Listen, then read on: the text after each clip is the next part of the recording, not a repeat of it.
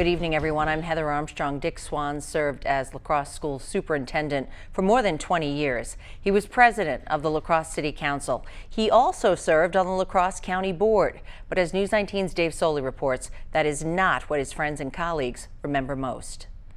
He was very down to earth. You know, he had that mark of a good leader. Speak your truth. Impressions from three people who worked with Dick Swantz. Swantz came to La Crosse, hired as superintendent of schools in 1977, just a year after Doug Happel became assistant principal at Logan High School, and later, principal. One of my first reactions was, where are the kids? He says Logan had about 600 students, Central almost 3 times as many, and the curriculum, culture, and buildings were completely different. Dick took that on. Doug says through a process called Equal Education Opportunity.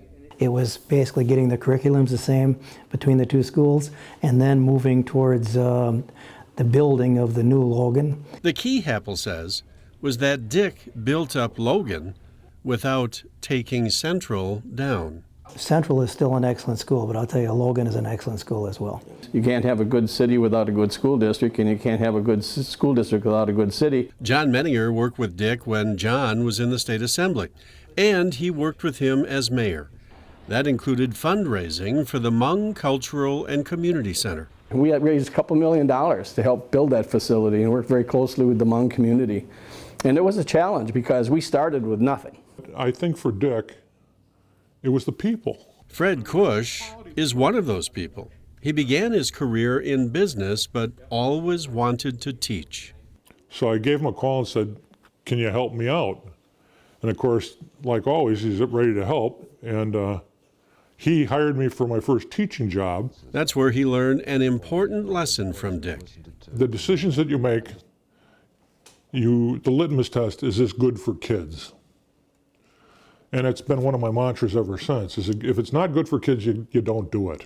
All three men credit Dick's successful implementation of these ideas and others to superior leadership skills. He was able to reach across the aisle to people who had different opinions and lead them. Doug Happel experienced that skill throughout his career with Dick, and Doug has a particularly interesting perspective here, because Doug is conservative and Dick was liberal. But they respected one another and got along, in Doug's words, just fine. And when I visited him in the nursing home in his last few days, and there was a time just he and I were in the room together, and he was watching MSNBC.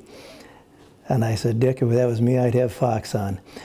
And he smiled and laughed, and he could understand. We can maybe not agree on everything, but we can really get along together. And he got along with people. Dick came to La Crosse mid-career, saying he wanted to find out whether he could take on a challenging new job and make a difference.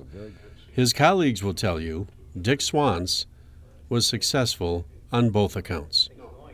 In La Crosse, Dave Soley, WXOW News 19. Swantz passed away yesterday. He was 84 years old.